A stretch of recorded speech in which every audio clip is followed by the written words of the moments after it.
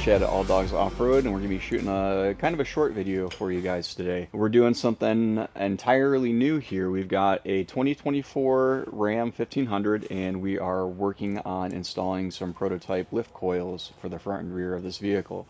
We've been working on expanding our application support. We have coils for the F-150 and the Silverado now, the newer gens, and the Ram is really the last of the big three that we haven't done anything for yet. And typically we don't show you guys prototyping videos, but we're really excited for this because we know there are a lot of Ram guys out there that are off-roading, and it seems like a lot of our Nissan friends, when they need to step up to a full-size truck, a lot of them are getting into the Rams. So this is an e-torque model.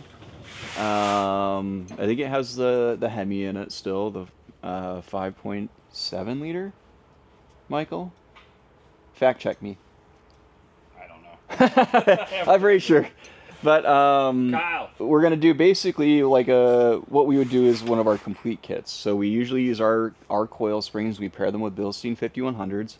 We've got all the shocks in the shop here. And so we're going to do some test fitting and see if our calculations and measurements on coil spring rates and spring heights gets us where we want to be. So typically what we do when we're prototyping is we order a few sets and we send them out or do installs locally, and then we can verify lift height measurements, verify ride quality, and load carry a little bit. And then once we are happy, we'll send those to production.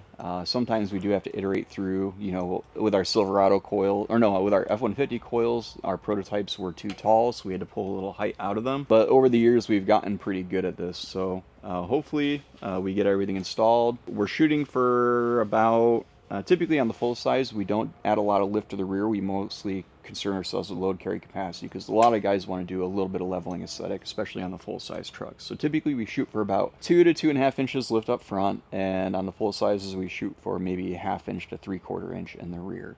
Join us. We're going to run through this install real quick and see where we end up. Actually, this is our first time ever working on a Ram, and at first glance it looks pretty straightforward. I will say that the Chevy, the GM applications are our least favorite to work on. Typically they have these big plastic caps that sit on top of the coil bucket and make removing your coilover a pain in the butt. And we're not a big fan of T-bars. Both F-150s and the Silverados have T-bars at the lower here.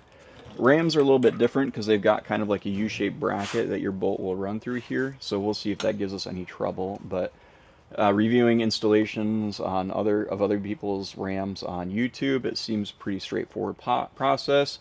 Disconnect your sway bar end link, disconnect your outer tie rod, disconnect your upper control arm, and then everything should pull right out. So at first glance, this looks like a pretty simple install, and then we'll follow up here with the rear in just a minute.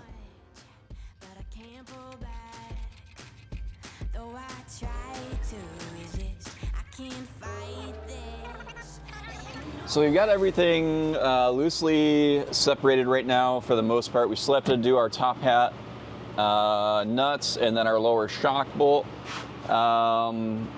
Most of this came apart pretty easy. Sway bar end link came out easy. It did take a little bit of a pain because you have to, we used a pass through, I think it was an 18 millimeter and then an 8 millimeter here to hold the stub shaft or the stub of the sway bar end link so that it wouldn't spin on itself. Outer tie rod came out nice and easy. The upper ball joint here fought us quite a bit actually, which is really strange for an aluminum knuckle. Usually they just pop out pretty easy. We ended up trying to use a ball joint separator tool, and the knuckle here was too thick. So we ended up having to get a two jaw puller, got it in there, popped it loose.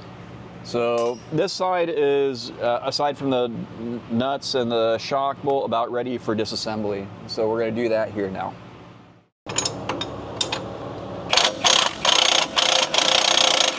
So we got 16 mil nuts on the top hat here. It's a little strange, you don't see a lot of 16 mil fasteners. But like I said, this is a lot nicer than working on a Chevy because you don't have all these plastic caps in the way of the top hat bolts here, or nuts. Hazel with her raincoat. Oh, you cute little darling woman.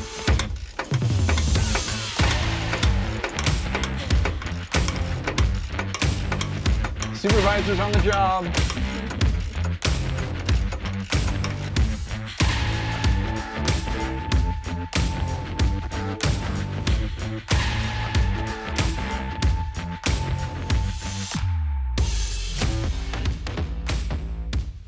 So all we'll be doing now is separating, well, taking the nut off of the ball joint here, kind of dropping everything out of the way. We might put a jack under here to support the lower control arm so it doesn't go down too far, but pretty straightforward so far. Now you want to be careful when you separate here because these rams do have a little bit of a tight brake line here and there's no real clip to give you more slack, so careful with your knuckle. I'm going to just grab it.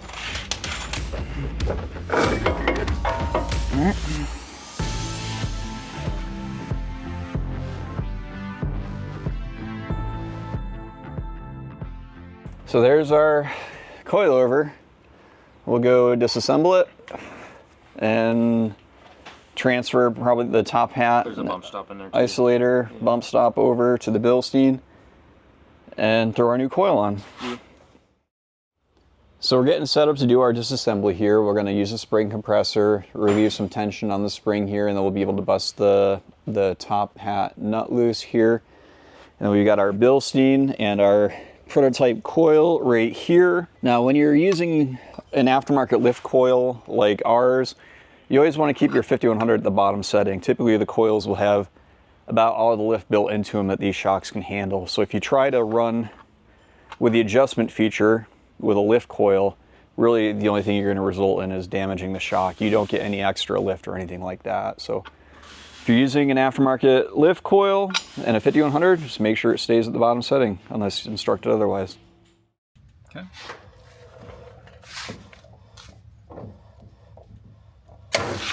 Nope, nope, nope, nope. It's sitting on the perch sideways. So we actually just ran into a stopper on prototyping for the front coils. The taper on the lower pigtail is too tight, and so it would shift the coil spring on the side. So these prototypes are not going to be usable, and we're going to have to redesign the lower pigtail.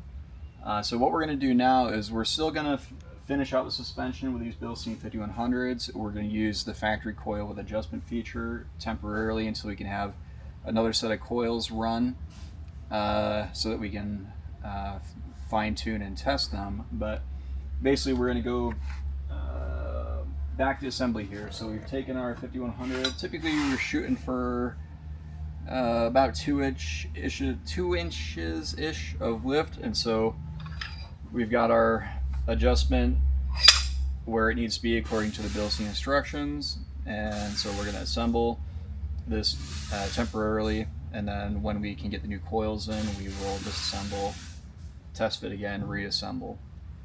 So that's the fronts. A little bit of a disappointment, but we'll keep working through it, and then once we get these fronts assembled, we'll move on to the rear.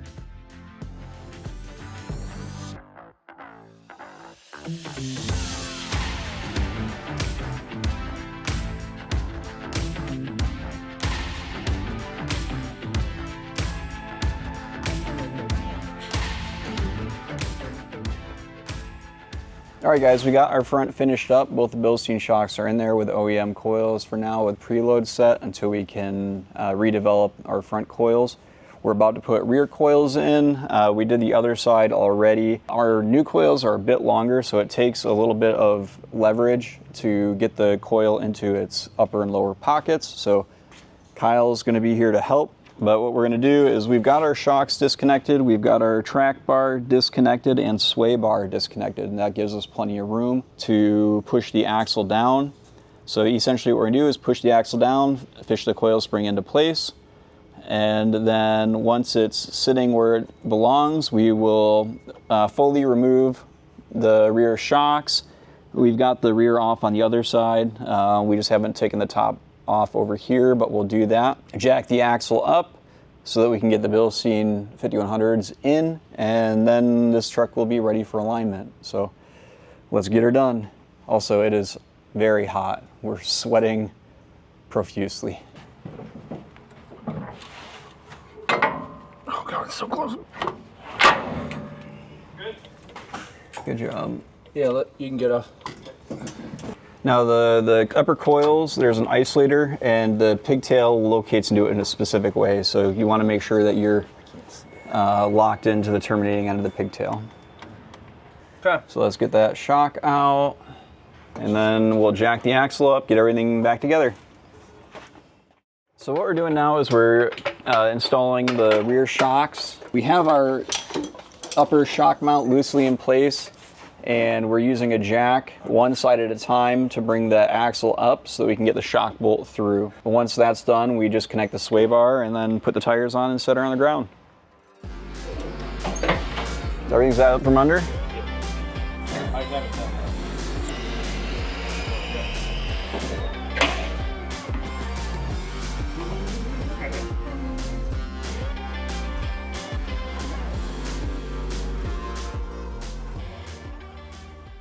Michael told me we had to shoot an outro, so we're currently dialing in our lift height a little bit. So we got a good probably 2.5 inches of lift in the rear, and we were conservative on our Bilstein setting up front. So we're actually taking the front suspension apart. We're going to pop the circlip up one more setting, and then we should be either at factory rake or just slightly leveled from factory rake. And we'll probably be working on this truck again in the near future once we get our revised front coils in, and we'll have to do a little bit of dialing. I'm not sure that we want as much lift height in the rear as we ended up with. Like I think I said this before in an earlier part of this video, we typically shoot for less lift height in the rear. We're mostly just going for increased load carry capacity. So I need to revisit the specs and drawings too, because I don't recall. We did these coils 8 months ago, maybe.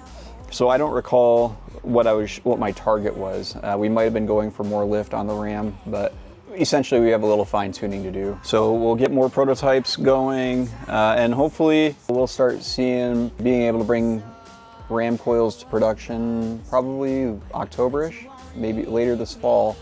And we'll be really excited for that. These trucks look really sharp with the lift. So all in all, working on a Ram it's pretty similar to a Frontier for the most part. Pretty easy, pretty DIY friendly.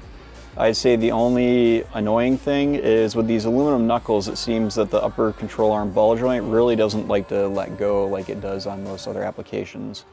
So you do need a puller to separate it. But all in all, it might be my favorite full size to work on so far. Maybe, of the domestics. I wouldn't, Titans we're very familiar with, so they're very easy for us. But we're really excited to get these dialed in and then start getting stuff out for your Ram guys, because I know that it's a pretty underserved market. So we'll keep plugging along, and we'll catch you on the next one.